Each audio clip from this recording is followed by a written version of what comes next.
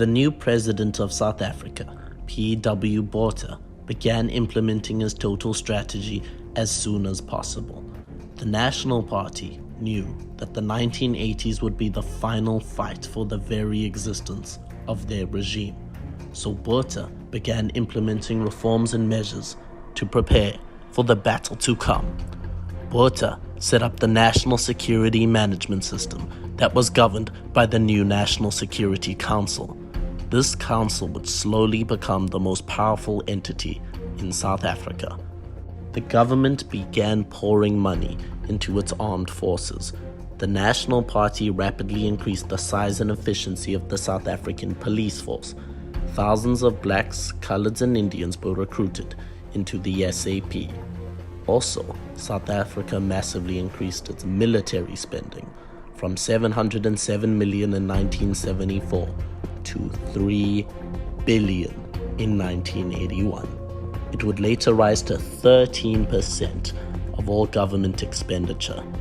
The size of the South African Army, the SADF, was massively expanded as well. The SADF recruited thousands of black Namibians and black South Africans into its ranks. As for white South Africans, conscription was in full effect. Every able-bodied white South African and white Namibian male were conscripted into either the army or the police force. South African Army would grow from 160,000 men in 1961 to 500,000 in the 1970s, and by 1981, the SADF contained close to 600,000 men, making it one of the largest armies in the world, and the police force was nearly doubled in 1981 from 50,000 to nearly 100,000 by the end of the 80s.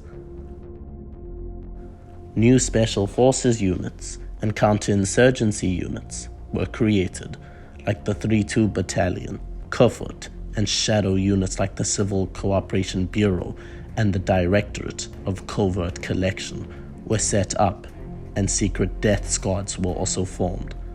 South Africa would begin its own successful nuclear program, in which 12 nukes were produced, turning South Africa into a nuclear power. And it became clear by the 1980s that South Africa was practically controlled by the military and these shadowy security organizations.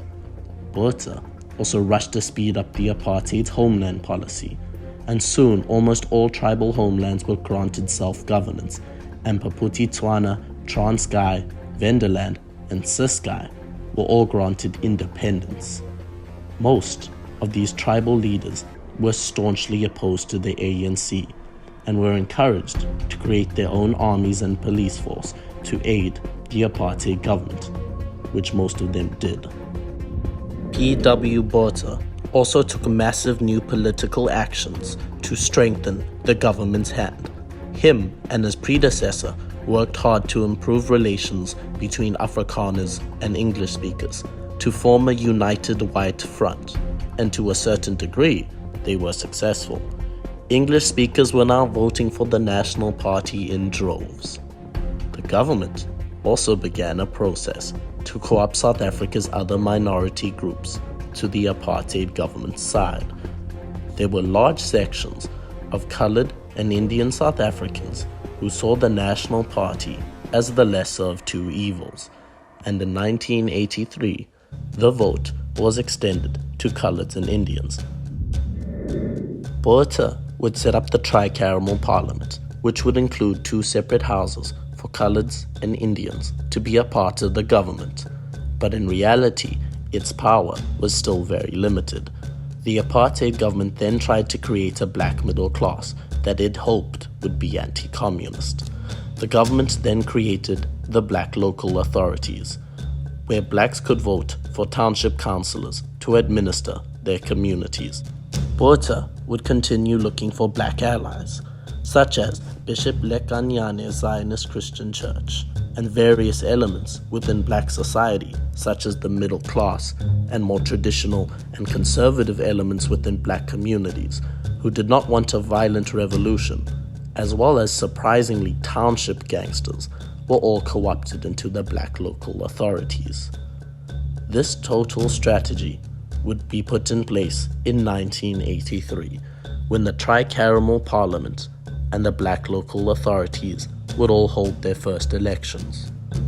But for all the apartheid government's supposed inclusiveness, nothing really changed. The apartheid policies were still firmly in place, and South Africa was still very much under white minority rule. While the apartheid government had been strengthening its hand, so too had the ANC. Thousands of Umkhonto we Sizwe guerrillas were now ready to take the struggle into South Africa. MK's attacks were starting to gain momentum. The guerrillas were infiltrating South Africa at alarming rates. As the attacks on the police and infrastructure began to spread, people started whispering that the forgotten and thought to be defeated ANC and their armed wing Umkhonto we Sizwe were about to make a comeback. And with South Africa's economy taking strain thanks to international sanctions, millions of young black South Africans were out of jobs, and discontent and anger were growing. This all led to the ANC developing a strategy, and one that would lead them to eventually dominate all of South Africa. In 1983, the same year the Tricameral Parliament and the black local authorities were supposed to hold their first elections, tensions would explode, and the ANC would make a massive comeback. The storm clouds that had been gathering over South Africa for the past 300 years, ever since whites first landed in Africa, were about to burst. And that storm's name was the UDF.